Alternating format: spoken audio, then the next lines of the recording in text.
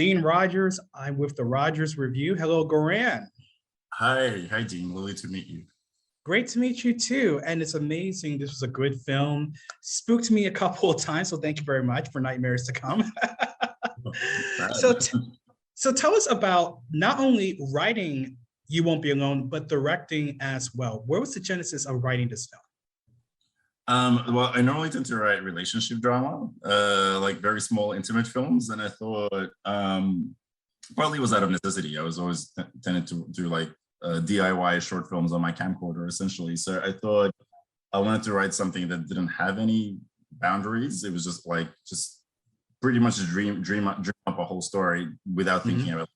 So, and I because I don't really tend to write genre, I thought I should try and see what comes out, but kind of take a genre premise and then pretty much treat it the way I would a relationship drama, in the sense that let the story take me where the characters and their feelings are taking me, rather than trying to follow specific conventions. And then if any conventions are useful to the story and the characters' feelings, we keep them, and if any aren't, we just ignore them, essentially.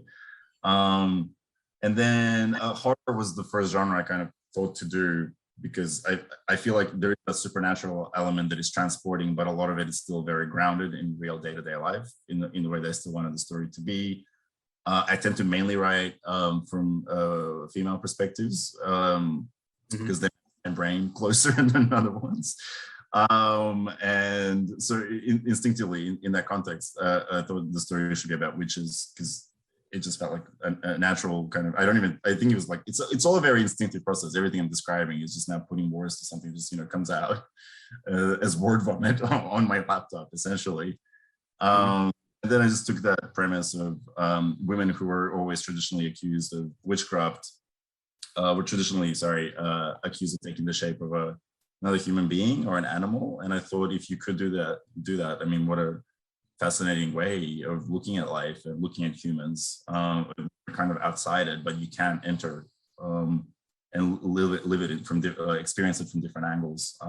So I just took that element and kept everything else as it would be in ordinary drudgery, day-to-day life in a 19th century mountain village that is almost timeless, because it's a way of life that existed for thousands of years. That's great. And one of the things I enjoyed about the film was the setting in Macedonia, and the buildings, they feel like they were 100 to 200 years old, which sets the narrative. How were you able to find such a village to capture what you want to capture on film? Which story? Oh man, I mean, a lot of because initially my plan was always to shoot within Macedonia itself, but then that became impossible. Didn't get much local support at the time. And we had to look at other countries. Romania was an option as well, but then that didn't work out. Eventually, Serbia thankfully did, which was great because I'm part Serbian and I speak the language. So in terms of communication, it was always going to be a lot easier. And we sent a scout before we were there, who looked at I think hundreds of villages and sent us photos. This one looked the most promising, but then even the photos didn't fully do it justice. We arrived and it was just mind-blowing, in every direction there were structures that looked like they were trapped in time. And then we dug further into the mountains and we found the house that is Maria's house in the flashback. We actually almost didn't touch at all. It looks like the 16th century. It was just a hut we found.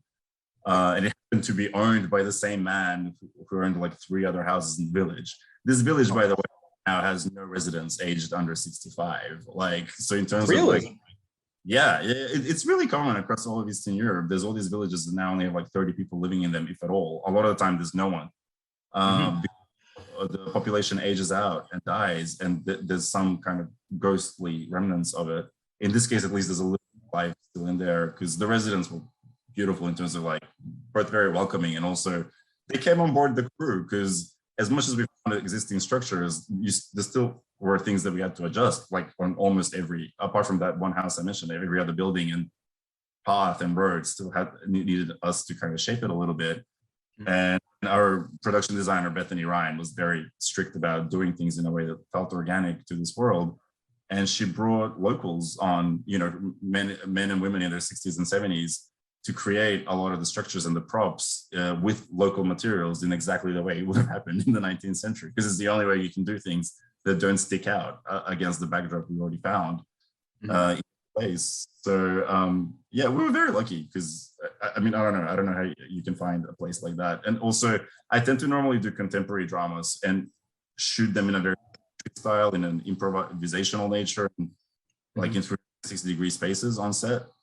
And I didn't think that would be possible with a supernatural period drama, but we found this place, and then on top of that, Bethany, the production designer, could kind of augment it, so like literally you could point the camera almost anywhere. And then Matthew Chuang, the cinematographer, like also is very much with me in that kind of improvisational verite style of filmmaking. So the actress could like move around everywhere, and he kind of had a sense of, I'll be talking through a lot of the takes. They were very lengthy takes a lot of the time. So in terms of, I can be very picky, but then he always knows how to adjust in a way that gives the actor all this freedom, and they barely feel him, but they know that he's catching everything that they're offering. And we can move around them and still kind of not sacrifice the visual element while keeping the actors and the freedom and kind of comfort a priority. That's great. Now, I want to talk about two of your cast members. I want to talk about Sarah, and I want to talk about Anamaria, which when you picked your cast, it's an international cast, which I read is from 6 different countries. And I heard that you and Sarah, who plays the Vina, had a strong connection head on. So I want you to talk about that connection between you and Sarah and working with her. Yeah, I made a short film in Macedonia for the first time about 5 years ago, because I've spent most of my life now in Australia, but I grew up overseas in Macedonia. But yeah, this one I made as part of the casting process. I found Sarah, and even though when she turned up to the audition, she looked nothing like what the character was written. There's a fire in the eyes and this sense of body language and sort of just rawness and honesty that I was just like, whoever you are, you need to be in every place, that I make. And that honesty I mentioned, like, I think both as a person and as an actress, she's just not capable of like a dishonor, like a fake gesture. It's like really moving actually when you stop and think about it. So yeah, so I knew her from back then, and then when I knew she would be in this film somehow, because I wanted to, I was not gonna make it without her, and we're trying to figure out which actress could go in which direction, and then it made sense that she should be the first major iteration of the character, and then recorded the voiceover with me. That was several weeks before we started the shoot. Wow. And it was actually like, I mean, it was one of the most, beautiful, intimate creative experiences I've had. And just me and her alone in this dark room and just kind of working with this character. And it was almost like, she's coming to us and coming alive just in that moment. It was before we did anything else, really. And then that was kind of the core for everyone else, for the film and for everyone else that came to play that character. And she was around for most of pre-production, and Anamaria arrived soon after. She's a good friend of mine now, actually, but she's also one of the greatest artists alive. She was one of my favorite before I even met her. And with her also, it's this sense of she can do stylized acting, genre acting, but it still feels like real life. And then she can very much do naturalistic European drama style, like just those kind of mundane, simple, like understated ways of acting. And the fact anyone who can do both of those is someone I'm always drawn to. And yeah, they're very much, I always feel like there was multiple auteurs on this film, apart from myself. Like there was Beth, production designer, Maddie C, the cinematographer I mentioned, their producer, Christina Seaton. And I think Sarah, they were with us even on location scouts a lot of the time, because we were just kind of, we would, get drunk on this world. We would go up to this village and sort of absorb it all, and then and break out of that. And it was a very kind of holistic, collaborative process. I don't know. I'm using all these big words for something that was very simple, Oh, no, it's all right. But yeah. Now, I can't help to notice there's an Orson Welles picture in your background, so I have to ask: is he an influence as far as your directing or going into directing? Yeah, I mean, to Orson Welles. I should have moved my head this way.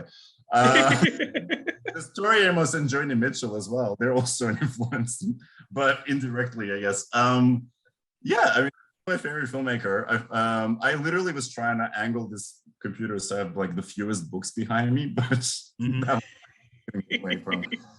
Yeah, no, I was a film nerd before I was a filmmaker for many, many years. And Nice. someone else is my favorite, but yeah, I don't know about influence, because it's always like, I think there's a lot of people unconscious influence. Like when you're writing or when you're on set, I mean, at least I don't have the mental space to think about other people. It all kind of comes out. And it's only afterwards that you go, oh yeah, I think that may have had something to do with me having seen that film, you know, at that particular time. But Oh, absolutely. Ages later. Indeed.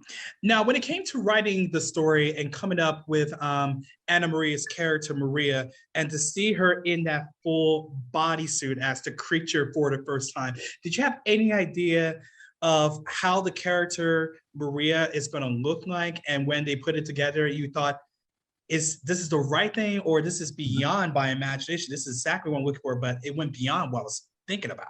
Oh, it was more like a shock to the system. The very, very first time, it was like, and also I remember I had a COVID scare, so I had to be in isolation for like 2 days while my test results were coming through. So when Anamaria landed, I couldn't even meet her in real life while they were testing the costume. So I had to do it via Zoom, and it was already like, this is just not right. And then it was a practice costume, so it was a much thicker layering, and I was like, oh my God, how are we gonna make this work? But the thing is, like, ultimately, pretty much my instruction the whole way through with the prosthetics was, as specific as I was, the main overarching principle was like, I need her eyes, to need nothing in the way of her eyes, and her ability to move and shift around as she would want to. Like, I need her to have complete freedom of movement, and I need the eyes. And that's, you know, in the early iterations of the prosthetics, I was like, you know what, her eyes are there. No one needs anything else. You just need Anamaria's eyes, and everything else falls into place. And then it was a matter of really sort of shaping the prosthetics and the layering to make it feel kind of more cohesive. And it was always, again, the principle was like, I don't know if I probably shouldn't go into spoiler territory, but the principle was like, this happened to this character, and she's shaped this way as a result of this, and like, what's the most naturalistic way we can depict it, essentially. But then it wasn't a matter of making it eye-catching or scary specifically. It was just like honoring this character's life and feelings and perspective, rather than, you know, making it a matter of spectacle. That's why you see her in close-up pretty early in the film. It's not about trying to make her scary. It's like, the eyes are what I'm interested in, not, you know, the prosthetics. Absolutely. So I normally ask this question to first-time directors, but since you directed short films and you transitioned to feature films, I'm going to change my question up a little bit. What is the lesson that you learned from directing your short films that you transitioned into your feature-length film that you'll take into your next feature-length film? Work with what's there. Work with what's in front of you, not against it. Forget what's on the page. Just what's in front of you, who is in front of you, connect with them and the space, and then make the story from what's in front of you, not what you were imagining on your laptop 8 years ago. Be open to the moment and work with the moment, rather than trying to change it into something you can never be, really. Absolutely. Well, Goran, it was a good film. Scared me once again. I have a feeling it's going to scare up audiences. April Fool's Day, April 1st. So thank you so much, Goran. I appreciate it. Thank you. Lovely to meet you again.